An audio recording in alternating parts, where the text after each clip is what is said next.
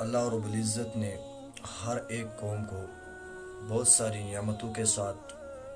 بہت ساری عزت اور بلندیوں کے ساتھ نوازا ہوتا ہے۔ ہر ایک قوم کو اللہ رب العزت نے کوئی نہ کوئی ایسی چیز عطا کی ہوتی ہے جو اس قوم کے مستقبل کو سنوارتی ہے، جو اس قوم کے آنے والے کل کو آج ہی دکھا کے دیتی ہے کہ آنے والا کل اس قوم کا کیسا ہوگا۔ آج کی اس محفل میں ہم اسی بات پر گفتگو کریں گے کہ آنے والا ہمارا کل کس طرح بہتر بن سکتا ہے، ہماری قوم کا، ہماری اس صوبہ کشمیر کا یا پورے جہاں کے مسلمانوں کا آنے والا دن کس طریقے سے اچھا بن سکتا ہے۔ یہ ایک سنجیدہ مضمون ہے۔ اس مضمون پہ میرا بولنا تو بہت ہی مشکل ہے۔ بہر کیف آپ کے سامنے میں کوشش کروں گا کہ چند اس قسم کے الفاظ بول دوں، اس بات پر توجہ دلواؤں جو اس قوم کے آنے والے مستقبل کے لیے ضروری بات ہے۔ اور آپ چاہتے ہیں کہ آنے والی قوم نمازی ہو، آنے والی نسل بہت بہتر ہو، مستقبل کے مسلمان جرت مند ہو، بہادر ہو، جری ہو۔ اس کے لیے ضروری ہے کہ اس وقت کے جو نوجوانان ہیں ان کے اوپر محنت کی جائے، ان کو دین سمجھایا جائے، ان کو دین کی فکر دلائی جائے، ان کو دین کا احساس دلوایا جائے کہ دین کتنی اہم اور ضروری چیز ہے، دینداری کتنی ضروری چیز ہے۔ اگر ہم نوجوانان کو سمجھانے سے قاصر رہے، نوجوانوں کی تربیت کرنے سے ہم قاصر رہے، تو آنے والا وقت ایسا آئے گا کہ ہماری قوم چاہ کر بھی گمراہی اور پریشانی اور مصائب کے دلدل سے نہیں نکل سکتی ہے۔ اس لیے اس دور کے اندر جو آج کا بچہ ہے وہ کل کا پیر ہوگا، وہ کل کا بزرگ ہوگا، وہ کل کا ایک خاندان کا ایک بہت بڑا عظیم شان فرد مانا جائے گا۔ اس وقت جو سب سے بڑی امت مسلمہ کے اندر غفلت پائی جاتی ہے وہ یہ ہے کہ اپنے نوجوانان کی تربیت کرنے سے مسلمان بالکل قاصر ہیں۔ امت مسلمہ کے جو نوجوانان ہیں وہ اس وقت بالکل مغرب کے بنائے ہوئے راستے کے اوپر، اس کی پٹری کے اوپر چل رہے ہیں، جس کی وجہ سے تباہ کن حالات سامنے آ رہے ہیں۔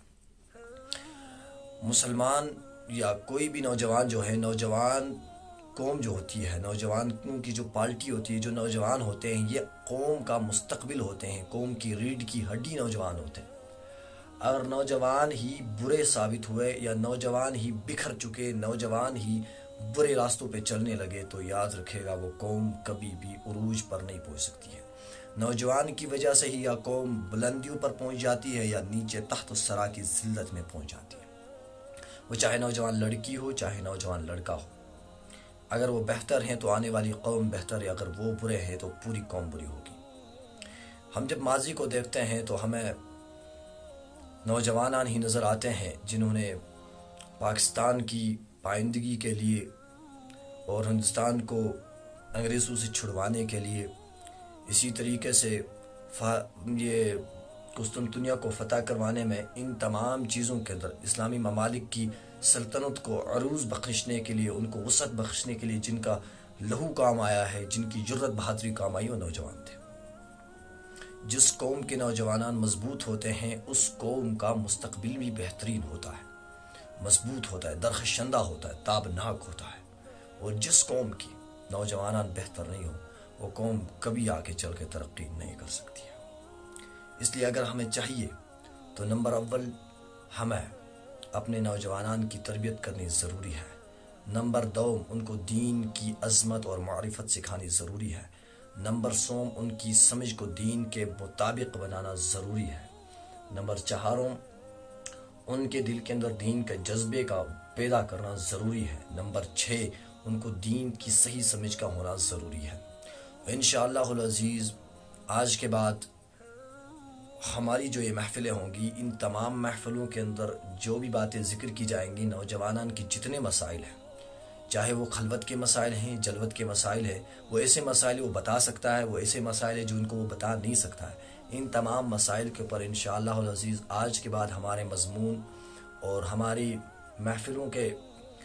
محفلیں آتے رہیں گی آپ کے سامنے۔ آپ ان کو سن کر انشاءاللہ نوجوانان جو بھی سنیں، اللہ رب العزت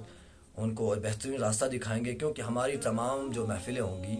وہ اسی مقصد کے لیے ہوں گی کہ نوجوان کو اچھے طریقے سے گائیڈ کیا جائے، ان کے جو مسائل ہیں وہ جو کسی عالم سے نہیں پوچھ سکتے ہیں، جو کسی کے سامنے رکھ نہیں سکتے، ان تمام مسائل کو کھول کھول کر ان کے سامنے رکھ دیا جائے۔ دل کی بے سکونی کے مسائل ہو، اچھا حالات زندگی ہو،